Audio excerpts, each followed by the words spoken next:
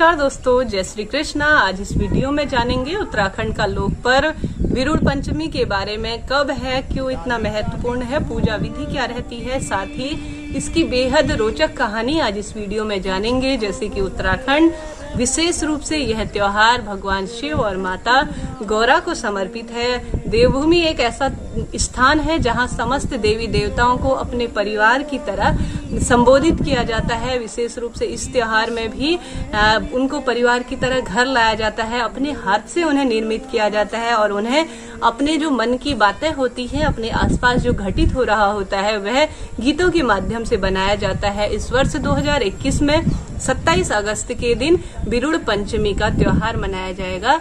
यह त्योहार भाद्रपद माह की पंचमी तिथि को मनाया जाता है, जो कि इस बार 27 अगस्त को पड़ रही है। सर्वप्रथम क्या किया जाता है कि जो घर पर अनाज इत्यादि होते हैं, जो इससे पहले हुए होते हैं, जो या इस समय इस साल रखे रहते हैं, विशेष रूप से भगवान शिव और माता गौरी के लिए, उन्हें एक तौली के बर्तन में, यानी तौली एक ऐसी तांबे की बनी हुई बर्तन होता है जिसपे चारों तरफ थोड़ा थोड़ा गोबर लगाया जाता है, जो कि शुभता के प्रतीक के रूप में माना जाता है, और उसके ऊपर एक एक दुब अंकित कर दिया जाता है, एक या दुब। उसके पश्चात थोड़ा थोड़ा जितना आपसे संभव हो सके 5 तरह के अनाज लिए जाते हैं और उन्हें गीतों के माध्यम से, मंत्रों के माध्यम से भिगो दिया जाता है पंचमी तिथि के दिन। इस दिन से त्योहार का आरंभ हो। नौले में, नौला यानी कहीं पर बहता हुआ जल जो कि बेहद स्वच्छ होता है, वहां पर जाकर इन्हें धोया जाता है। महिलाएं झुंड में इकट्ठा होती हैं और गीत गाते हुए इन्हें धोकर लेके आती हैं और अपने घर पे। उसके पश्चात इस दिन विशेष रूप से व्रत रखा जाता है, 7 और 8 का 2 दिन का यह व्रत होता है। उसके पश्चात जो अभी धान की फसल होती है, शुद्ध बताए जाते हैं, उनसे माता गौरी और भगवान शिव को बनाया जाता है। सर्वप्रथम माता गौरी को एक डलिया में उनकी आकृति बनाकर उन्हें घर पर लाकर रखा जाता है। घर पर या कोई बड़ा सा आंगन हो या ऐसा मंदिर इत्यादि, वहां पर जहां पर महिलाएं इकट्ठा होकर अपने गीत गा सके। उसके पश्चात माना जाता है इस दिन भगवान माता गौरी अपने मायके आती हैं। उसके बाद दूसरे दिन, जब 8वां का दिन होता है, सप्तमी के दिन इन्हें लाया जाता है और अष्टमी के दिन भगवान शिव को, सर्वप्रथम माता गौरी अपने मायके आती हैं, फिर भगवान शिव, कहा जाता है कि माता गौरी रुष्ट होकर अपने मायके आती हैं और उसके पश्चात भगवान शिव उन्हें मनाने के लिए आते हैं। दूसरे दिन वापस वही प्रक्रिया चलती है कि भगवान शिव को धान की फसल से उनका रूप दिया जाता है, तरह तरह से उन्हें सजाया जाता है, दुल्हे के रूप में सजाया जाता है, उन्हें दीदी और जीजाजी कहकर बुलाया जाता है। उसके पश्चात महिलाएं एक गोल झुंड बनाकर इनके गीत गाती हैं और जो विरुड़ भिगाए होते हैं इन्हें समर्पित करते हैं। और जो विरुड़ होते हैं, 5 तरह के अनाज, उनको मंदिरों में भी दिया जाता है और उन्हें प्रसाद के रूप में खाया जाता है शाम के समय पर। और जो भी बड़े बूढ़े हैं उनसे आशीर्वाद वचन लिए जाते हैं और प्रसाद के रूप में इसे खाकर अपना व्रत खोला जाता है। इस तरह से यह त्योहार किया जाता है। उत्तराखंड के लोक त्योहारों की बात ही अलग है। पूरे परिवार को एक किया जाता है इन त्योहारों के माध्यम से।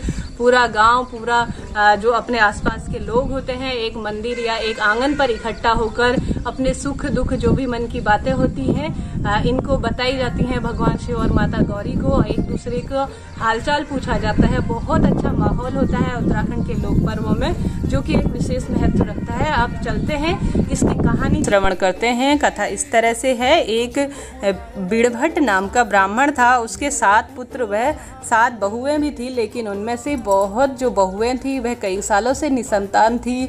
इस प्रकार वह बहुत दुखी रहता था। एक बार वह भाद्रपद सप्तमी को अपने यजमान के यहाँ से आ रहा था। रास्ते में एक नदी पड़ती थी। नदी पार करते हुए उसकी जो नज़र है वह नदी में बहते हुए दाल के छिलकों में पड़ी। उसने ऊपर से आने वाले पानी की ओर देखा, तब उसे किनारे पर एक महिला जो कि एक पात्र में कुछ धो रही थी उस पर पड़ी और वहां जाकर उसने उस स्त्री से पूछा। वह स्त्री कोई और नहीं बल्कि स्वयं पार्वती थी और कुछ दालों के दानों को जो धो रही थी। बिड़भट्ट ने उनसे पूछा कि आप क्या कर रहे हैं? विरुड़ अष्टमी की पूजा, जो विरुड़ों को धो रही हूँ, इस तरह से माता पार्वती ने कहा। तब बिड़भट्ट ने इस पूजा की विधि और इससे मिलने वाले फल के बारे में पूछा।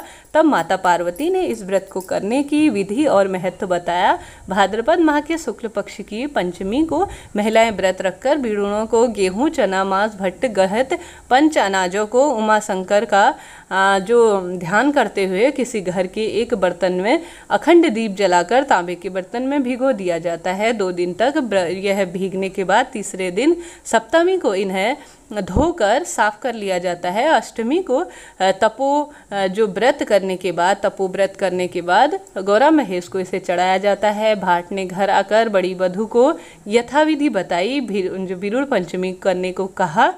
बहू ने ससुर के कहे अनुसार अगले दिन व्रत रखकर दीप जलाया और पंच अनाजों को एकत्र कर उन्हें एक पात्र में डाल दिया। जब वह उन्हें भिगो रही थी तो उनमें से एक चने का दाना उसने अपने गलती से मुंह में ले लिया, जिससे उसका व्रत भंग हो गया। इसी कारण से 6 बहुओं का व्रत भी किसी न किसी कारणवश भंग हो गया। 7वीं जो बहू थी वह बेहद सीधी और सरल स्वभाव की थी।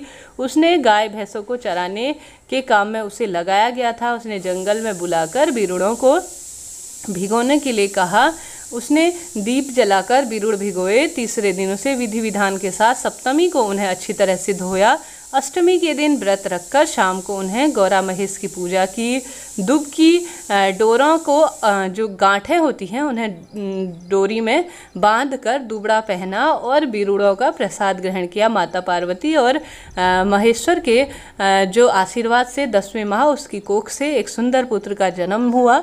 बिड़भट्ट बेहद प्रसन्न होते हुए और तभी से महिलाएं संतति की कामना से और उनके कल्याण के लिए आस्था से इस व्रत को किया करती हैं। विशेष रूप से यह व्रत बेहद महत्वपूर्ण होता है निसंतान दंपति के लिए। साथ ही वह महिलाएं जो घर में सुख समृद्धि के लिए इस व्रत को करती हैं, भगवान शिव, भगवान माता गौरी जरूर उनकी इच्छाएं पूर्ण करते हैं। इस प्रकार से इस व्रत की कथा है जो कि बेहद पौराणिक है। जो भी भक्तजन किसी भी कामना से इस व्रत को माता गौरी के गीतों को गाकर उन्हें विधि विधान से उनका पूजन करता है, व्रत करता है, उन्हें विसर्जन करता है, तो माता गौरी उनके जीवन की जो समस्त कामनाएं हैं उन्हें अवश्य पूर्ण करते हैं। वीडियो आपके लिए यूजफुल रहा हो तो चैनल को लाइक, शेयर और सब्सक्राइब जरूर करें। ओम नमः शिवाय।